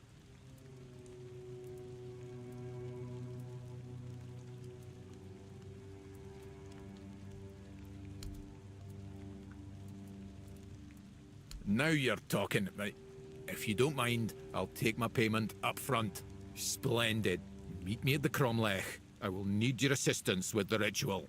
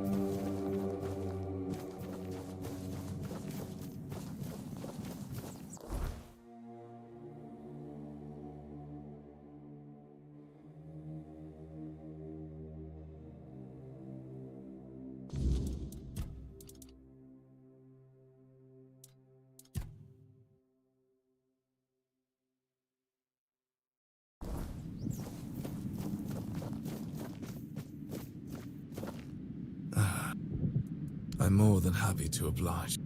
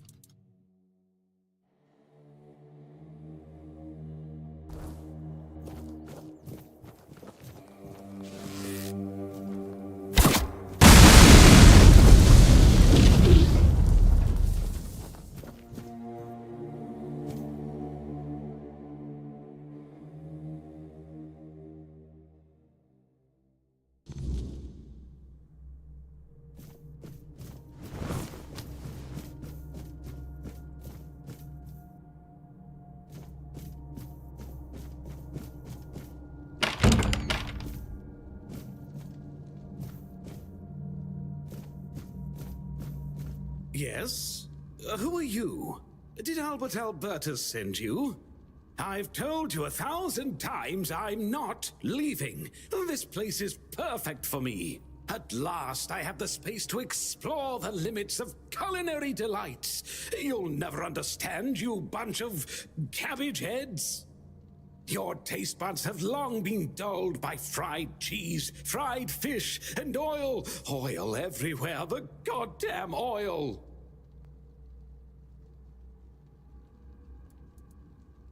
Oh, so you're not one of Albert's yes men. I hope you'll forgive this egregious lapse in my manners. I never thought that after the entrance was buried, anyone unfamiliar with my situation would find their way here. But first things first. My name is Rumpold Fenini. I used to be the most renowned chef in Camelot, but now I am an outcast. Doomed to forever search, misunderstood by plebeians with no taste. I've discovered, no, I've reached the limits of taste. And when I gazed into that abyss, I realized that all my past efforts were doomed to fail. You see, the logical conclusion of creating the most delicious food is something that flips the pleasure of eating on its head and brings it to the other side. Food so delicious, so extraordinary, that the pleasure turns into pain. Because, you see, it's only through pain that we can truly reach pleasure. Now, listen carefully. Sour herring and cheese. Sour herring with cheese. Perhaps, but it's not supposed to sound, it's supposed to be seen. For what is virtue if you don't first know vice? This experience is meant to embody the essence of flavor transgression. Culinary norms and rules, they're nothing but simple amusements for the masses, limitations meant only to expose the cracks within them. Why don't you try it yourself? Though I must warn you, there's no turning back from this path. Once you've tasted the effects of my culinary transgression, nothing will ever be the same. Here's the recipe for my sour herring with cheese. The ingredients are for you to obtain. It must be your own path. Just remember, it requires a special herring. If I recall correctly, a good fishing spot was... Here, I've marked it on your map. My acolyte of culinary delights. Oh dear, I could ask what year it is, but honestly, I don't find it terribly important. I finally found my place and purpose. Time holds no meaning for me. Does he now? Why? I don't offer paid lessons, and I certainly don't run the garrison's kitchen. I can't think of any reason Captain Hubert would send his men here. Sorry? Oh, a change in command then. Interesting. I do hope Captain Hubert is well. He was very kind to me when I stayed at the Keeper's Fortress. Thank you for opening the buried entrance. The fresh air is quite revitalizing. You really can't eat properly when it's so stuffy.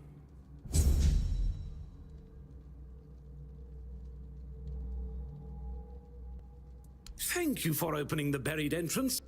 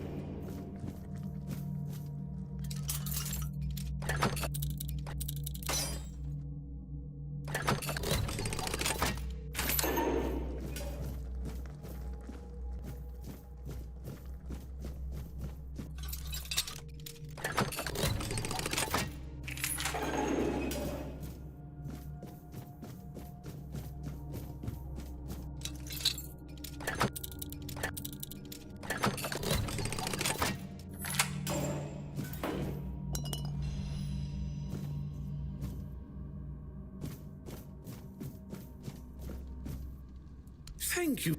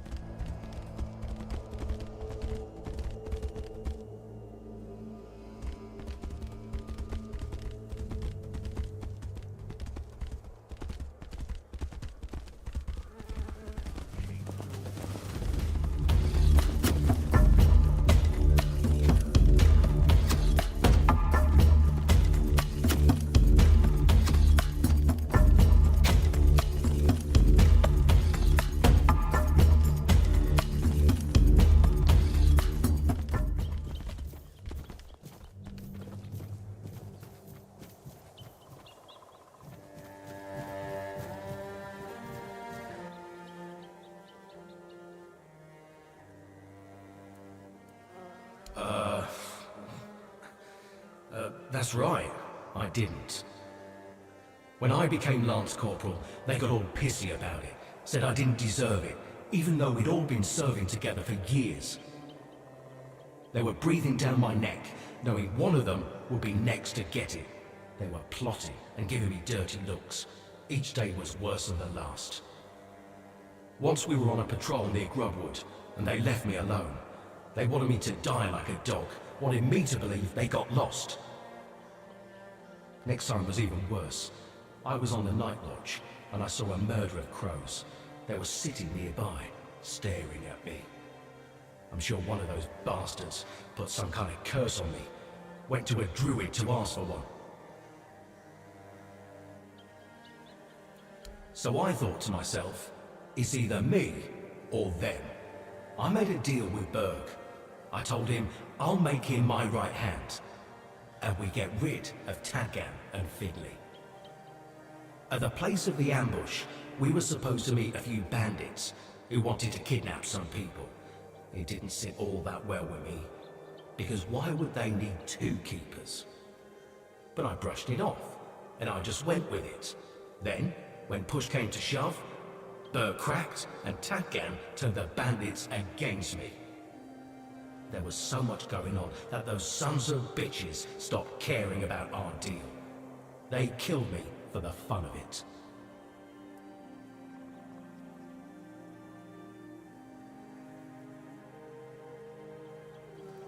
Ah, you're a wise fella now. Screw what Finley and Tagan did. They were cowards. It's about Berg. Oaths are binding, yet he betrayed me. Me!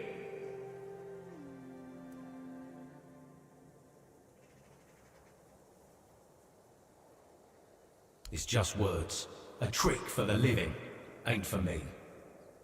You can't change what happened, so you can't change my nature. Old wounds don't leave scars on the dead. They fester.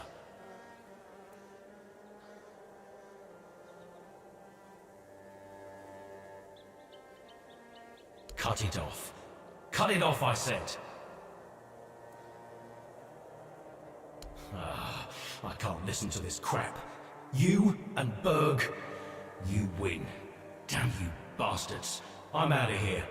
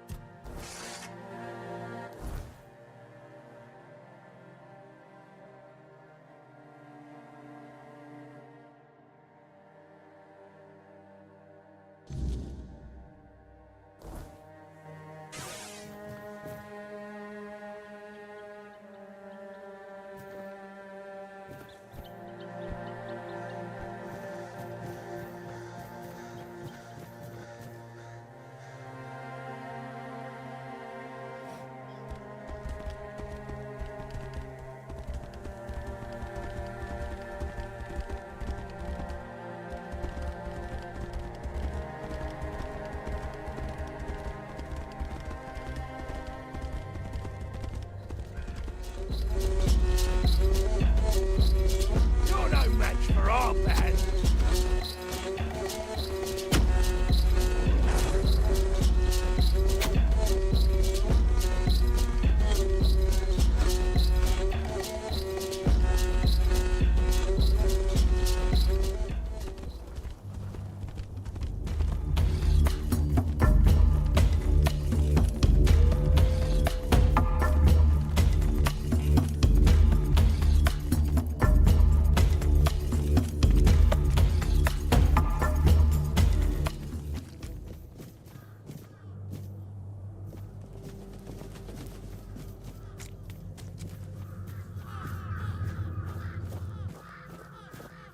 Earth beneath me, sustaining all life. Air around me, inspiring all life. Fire above me, infusing all life. Water within me, soothing all life. Bring deep peace to this sick. You have no right to be here. Do you really think you can cleanse the great Cromlech with your filthy soul? Pathetic. Who do you think you are? My soul will do just fine, arrogant wretch. You'd know a thing or two about arrogance, wouldn't you, Dressed? I see you haven't changed one bit. Knowing my name doesn't give you any right to claim familiarity with me. Oh, I know more than just your name. After all, you once called me your little sprout. I was only a child when you left, but I remember you well. I remember the pain and sadness you caused. I even tried writing to you, begging you to come back, hoping it would make everything better. How stupid I was. Iona, is it really you? By the gods, what have you done to yourself? Me? What have I done to myself? No, this is all your fault. And you shouldn't put any faith in this one, unless you want to be stabbed in the back.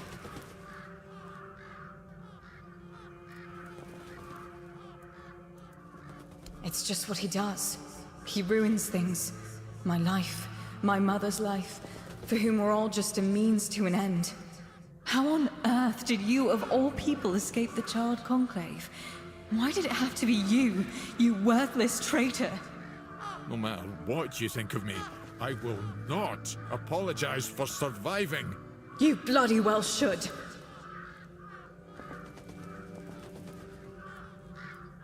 He killed my mother.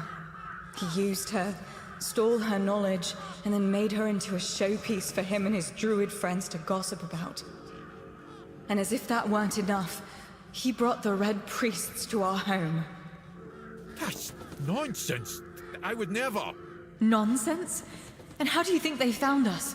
The druids wanted nothing to do with my mother until you came along.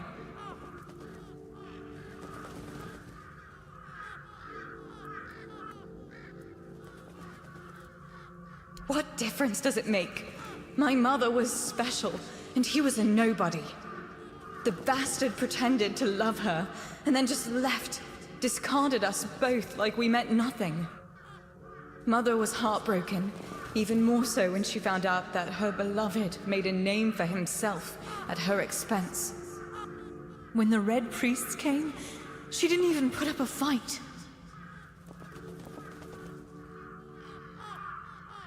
She was a Bandrui, one of the few women in history who completed the Druidic rite of passage. But instead of being celebrated, she was vilified.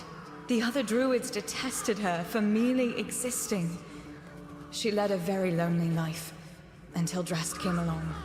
He was the first one to approach her as a fellow Druid, curious about her achievements. Except that was also a damn lie. It wasn't. I swear it wasn't. I just wanted to meet her. Shut up! Stop lying!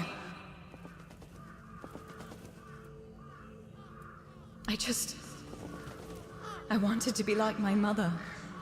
To stop feeling so helpless. But I failed the ritual. I was too angry, too desperate, and too focused on getting revenge on my so-called stepfather. It quickly overwhelmed me. I ended up like this. Foolish girl. Your mother was exceptional. Just because you're her daughter doesn't mean you could succeed. If only you were there so I could ask you. But you weren't, because you left us.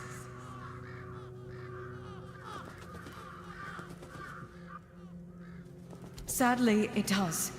But there's a different way to do it. I managed to salvage some of my mother's work about the rite of passage. She believed that a failed ritual could be completed with a human sacrifice.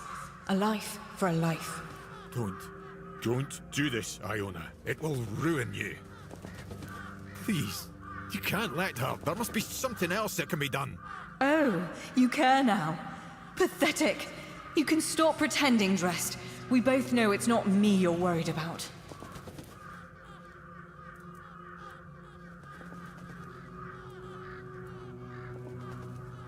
The only person I want to take revenge on is standing right here.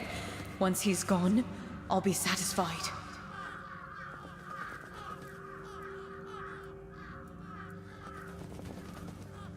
Fine. Then I'll do it myself. I need these stones drenched with blood. His or yours, it makes no difference. I will be free again.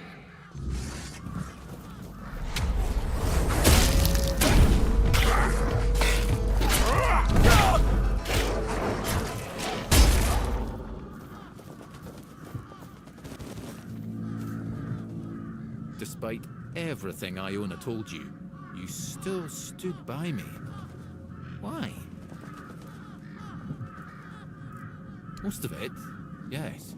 I am not proud of what I've done, but I never thought the consequences would be so dire. Sorsha, Iona's mother, was a marvel.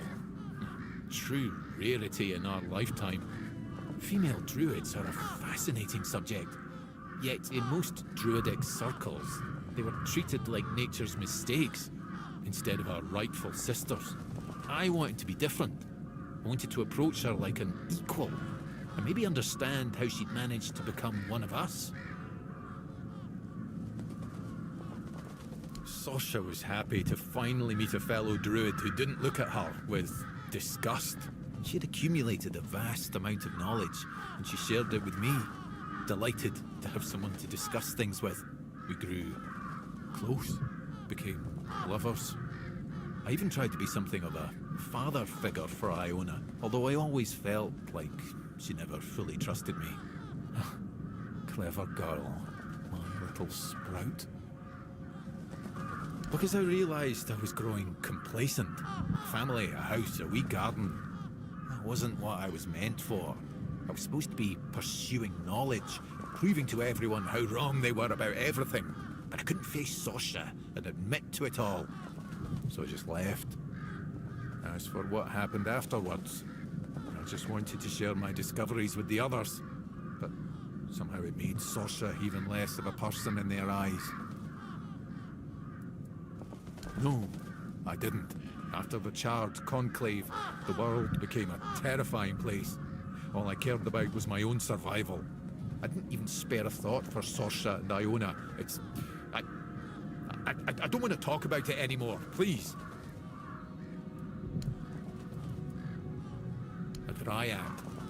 A phenomenon that occurs when a female candidate doesn't complete the rite of passage. As you saw, they are extremely powerful. Yet, they are cursed to remain more or less tied to the site of the ritual. I can't help but wonder if the solution Iona discovered would have worked as she claimed. It's not ideal, obviously, but it would still have been a breakthrough. Was she? Obviously, I can't be blamed for what happened at the Charred Conclave, but I was the one who put her mother in danger. I had a hand in leading the priests straight to their home. Iona couldn't forgive me for that, and I won't forgive myself either. But did it have to end like this? I'm sorry, but if you don't mind, I'd like to be left alone now.